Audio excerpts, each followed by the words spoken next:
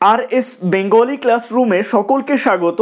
আজকের ভিডিওতে আমি পশ্চিমবঙ্গ মধ্যশিক্ষা পর্ষদের অন্তর্গত নবম শ্রেণীর ভূগোল পাঠ্য বইয়ের প্রথম অধ্যায়, যে অধ্যায়টির নাম রয়েছে গ্রহরূপে পৃথিবী, এই অধ্যায়ের অনুশীলনীর প্রশ্নের উত্তর নিয়ে আলোচনা করব।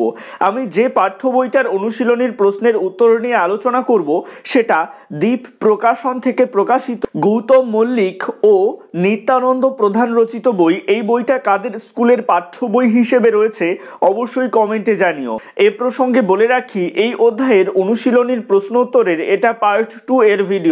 পার্ট 1 এর ভিডিওটা যারা এখনো পর্যন্ত দেখে উঠতে পারোনি তাদের জন্য আমি এই ভিডিওটার ডেসক্রিপশনে পার্ট 1 এর ভিডিওর লিংক দিয়ে দেবো, অবশ্যই সেখান থেকে ভিডিওটা দেখে নিও। তো কথা না বাড়িয়ে শুরু করছি আজকের মূল ভিডিও। 3 দাগে বলা হচ্ছে নিচের প্রশ্নগুলির উত্তর সংক্ষেপে লেখো। 3-এর 1 দাগের প্রশ্ন, নক্ষত্রমণ্ডল কি অথবা মাকি মাকি কি?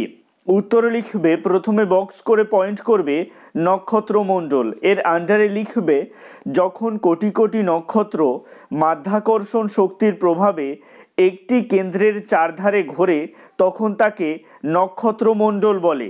এক একটি নক্ষত্রমণ্ডলে প্রায় 10 থেকে 20,000 কোটি নক্ষত্র থাকে।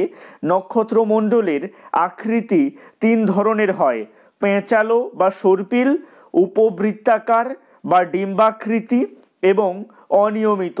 তারপরে বক্স করে পয়েন্ট করবে মাকি মাকি। এই পয়েন্টের আন্ডারে লিখবে, মাকি মাকি হলো সৌরজগতে পাওয়া একটি বামন গ্রহ। এর নিজস্ব আলো নেই, সূর্যের আলোয় আলোকিত ও উত্তপ্ত হয়। এটি নিজের কক্ষপথের আশেপাশে আসা কোনো বস্তুকে সরিয়ে বা হটিয়ে দিতে পারে না। 3-এর 2 দাগের প্রশ্ন, সৌরজগৎ কাকে বলে? উত্তর লিখবে, পৃথিবী সহ মোট 8টি গ্রহ, এদের বিভিন্ন উপগ্রহ, 5টি বামন গ্রহ, অসংখ্য গ্রহাণু, ধূমকেতু প্রভৃতি সূর্যের চারিদিকে অনবরত প্রদক্ষিণ করে চলেছে। সূর্যসহ এইসব গ্রহ, উপগ্রহ, বামন গ্রহ, ধূমকেতু, গ্রহাণু প্রভৃতিকে একসঙ্গে বলে সৌরজগৎ বা সৌর পরিবার। এখানে 3-এর 2 দাগে অথবা দিয়ে প্রশ্ন রয়েছে, সৌরজগতের গ্রহগুলির আকৃতি অর্থাৎ বড় থেকে ছোট অনুসারে নাম লেখো। উত্তরে লিখবে, আকৃতি অনুসারে সৌরজগতের বড় থেকে ছোট গ্রহগুলি হলো: 1 বৃহস্পতি, এটা সবচেয়ে বড়, তারপর শনি, তারপর ইউরেনাস, তারপর নেপচুন, তারপর পৃথিবী রয়েছে 5 নম্বরে, তারপর 6 শুক্র, তারপর 7-এ রয়েছে মঙ্গল, তারপরে 8-এ রয়েছে বুধ।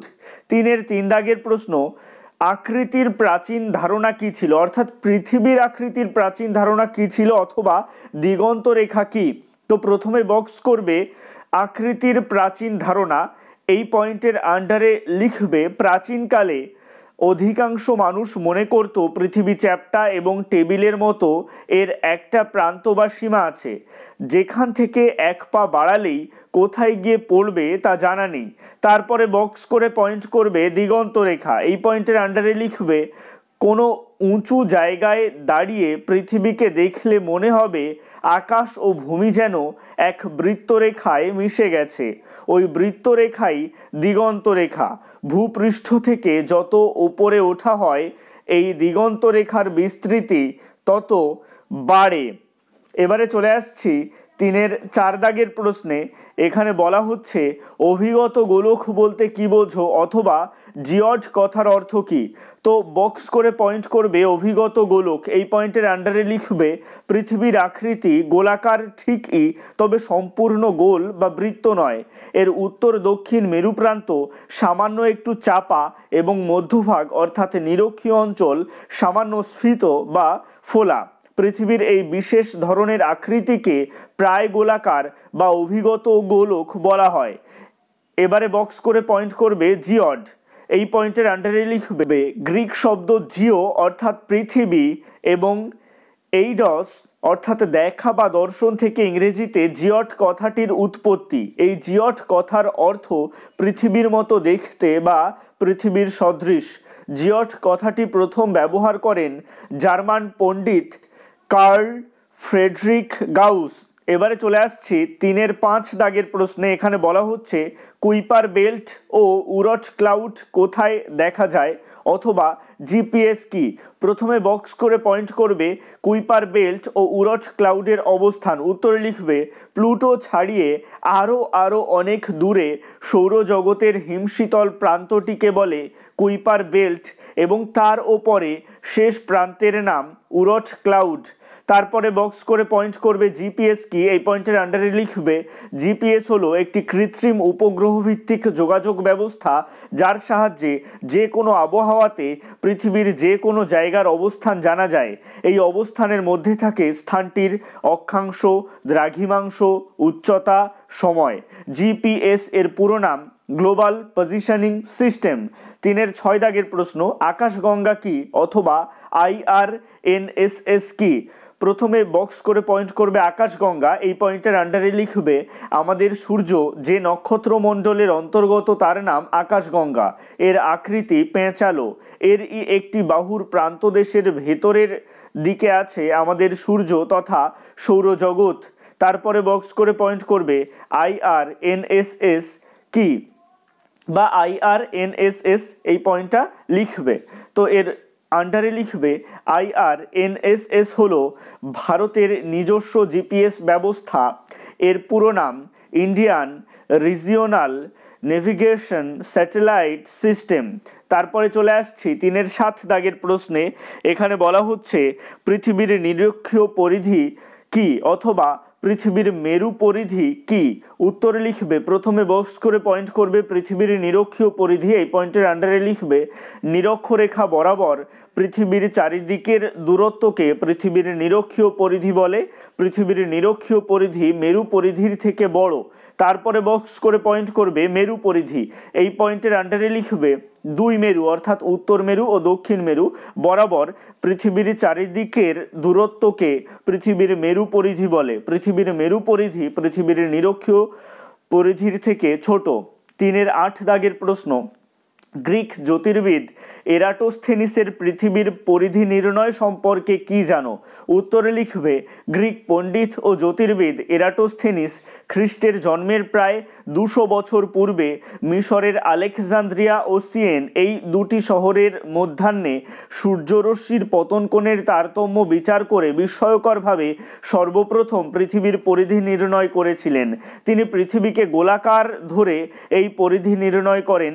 পৃথিবীর পরিধি হয় 2,50,000 স্টেডিয়া বা 46,250 কিমি। অথবা এখানে আরও একটা অথবা দিয়ে প্রশ্ন রয়েছে পৃথিবী ও বৃহস্পতি গ্রহের আকৃতির তুলনা করো। উত্তরে লিখবে সৌরজগতের 8টি গ্রহের মধ্যে আকৃতির বিচারে প্রথম স্থানে রয়েছে বৃহস্পতি এবং পৃথিবীর অবস্থান পঞ্চম। পৃথিবীর আয়তন 1 ধরলে বৃহত্তম গ্রহ বৃহস্পতির আয়তন হবে 1319 অর্থাৎ পৃথিবীর তুলনায় বৃহস্পতি 1319 গুণ বড়। এবারে চলে আসছি 3-9 দাগের প্রশ্নে। এখানে বলা হচ্ছে মহাকাশ থেকে পৃথিবীকে কেমন দেখায় অথবা বেডফোল্ড লেভেল পরীক্ষা কি। তো প্রথমে বক্স করে পয়েন্ট করবে মহাকাশ থেকে পৃথিবীর আকৃতি। এই পয়েন্টের আন্ডারে লিখবে পৃথিবী থেকে চাঁদ এবং সূর্যকে যেমন গোলাকার থালার মতো দেখায় মহাকাশ থেকেও পৃথিবীকে একটি গোলাকার থালার মতো দেখতে লাগে। মহাকাশ থেকে তোলা পৃথিবীর বিভিন্ন আলোকচিত্রে দেখা যায় পৃথিবীর আকৃতি সমতল নয় গোলাকার। তারপরে বক্স করে পয়েন্ট করবে বেডফোল্ড লেভেল পরীক্ষা। এই পয়েন্টের আন্ডারে লিখবে পৃথিবী যে গোল তা প্রমাণ করার জন্য 1870 সালে A.R. ওয়ালেস নামে একজন পর্যবেক্ষক ইংল্যান্ডের বেডফোল্ড খালে একটি পরীক্ষা করেন। তিনি ওই খালে 1 কিমি দূরে দূরে 3টি খুঁটি একই সরলরেখায় এমনভাবে ভাসিয়ে রাখেন যাতে খুঁটি 3টির জলের উপরের অংশের দৈর্ঘ্য সমান থাকে। এবার দূরবীক্ষণ যন্ত্রের সাহায্যে দেখলেন প্রথম ও তৃতীয় খুঁটিটির তুলনায় মাঝের খুঁটিটির মাথা কিছুটা উঁচু হয়ে আছে। পৃথিবী গোল বলে মাঝের খুঁটিটির উচ্চতা বেশি লাগে। পৃথিবী সমতল হলে এই 3টি খুঁটির মাথা একই সমতলে দেখা যেত। এই পরীক্ষা বেডফোল্ড লেভেল পরীক্ষা নামে পরিচিত। এবারে চলে আসছি বিভাগ ঘতে এখানে বলা হচ্ছে সংক্ষেপে ব্যাখ্যা করো প্রতিটি প্রশ্নের মান ৩। ৪-এর ১ দাগের প্রশ্ন, গ্রহ ও নক্ষত্রের মধ্যে পার্থক্য কি? উত্তরে লিখবে গ্রহ ও নক্ষত্রের মধ্যে পার্থক্যগুলি হলো: ১. আলো। নক্ষত্রের নিজস্ব আলো আছে, অন্যদিকে গ্রহের নিজস্ব আলো নেই। গ্রহ নক্ষত্রের আলোয় আলোকিত হয়। ২. আকার। নক্ষত্র আকারে অনেক বড় হয়, অন্যদিকে গ্রহ আকারে অনেক ছোট হয়। ৩. উষ্ণতা। নক্ষত্রের উষ্ণতা অনেক বেশি হয়, অন্যদিকে গ্রহের উষ্ণতা অনেক কম হয়। ৪. ঘূর্ণন। নক্ষত্রগুলি নিজেদের চারিদিকে ঘোরে, অন্যদিকে গ্রহগুলি নক্ষত্রের চারিদিকে ঘোরে।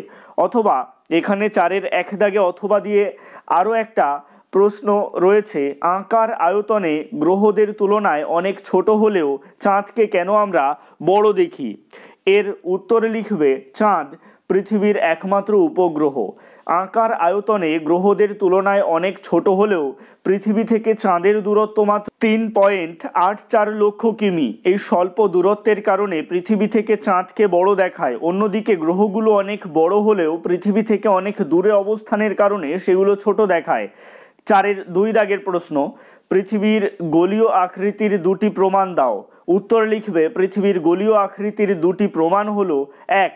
ভূপর্যটনকারী নাবিকগণের পর্যবেক্ষণ। এই পয়েন্টের আন্ডারে লিখবে অতীতে সমুদ্র যাত্রার সময় কুক, ড্রেক, কলম্বাস, ম্যাগেলান প্রমুখ ভূপর্যটনকারী নাবিক লক্ষ্য করেন যে তাদের জাহাজগুলি দিক পরিবর্তন না করে ক্রমাগত একই দিকে চললে আবার সেখানেই ফিরে আসে। বিমানেও ক্রমাগত একই দিকে চললে আবার সেই স্থানেই ফিরতে হয়। পৃথিবী গোলাকার বলে এমন হয়। পৃথিবী সমতল হলে জাহাজ বা বিমান একই জায়গায় ফিরে আসতো না। তারপর ২ নং পয়েন্ট করবে বেডফোর্ড লেভেল পরীক্ষা। এই পয়েন্টের আন্ডারে লিখবে পৃথিবী যে গোল তা প্রমাণ করার জন্য 1870 সালে A.R. ওয়ালেস নামে একজন পর্যবেক্ষক ইংল্যান্ডের বেডফোর্ড খালে একটি পরীক্ষা করেন। তিনি ওই খালে 1 কিমি দূরে দূরে 3টি খুঁটি একই সরল রেখায় এমনভাবে ভাসিয়ে রাখেন যাতে খুঁটি 3টির জলের উপরের অংশের দৈর্ঘ্য সমান থাকে। এবার দূরবীক্ষণ যন্ত্রের সাহায্যে দেখলেন প্রথম ও তৃতীয় খুঁটিটির তুলনায় মাঝের খুঁটিটির মাথা কিছুটা উঁচু হয়ে আছে। পৃথিবী গোল বলে মাঝের খুঁটিটির উচ্চতা বেশি লাগে। পৃথিবী সমতল হলে এই 3টি খুঁটির মাথা একই সমতলে দেখা যেত। এই পরীক্ষা বেডফোর্ড লেভেল পরীক্ষা নামে পরিচিত। তো ৪-এর ২ দাগে অথবা দিয়ে আরও একটা প্রশ্ন রয়েছে। এখানে বলা হচ্ছে একই বস্তুকে কুয়ালালামপুর এবং লন্ডনে ওজন করলে কি পার্থক্য হবে এবং কেন?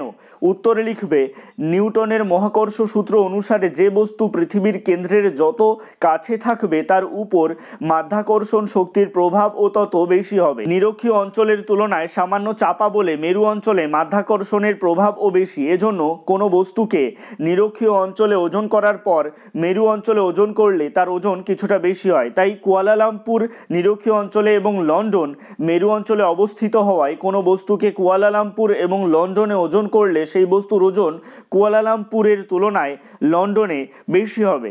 আজকের ভিডিওটা এই পর্যন্তই। এই অনুশীলনীর পরের প্রশ্নগুলি তোমরা পার্ট 3 এর ভিডিওতে পেয়ে যাবে।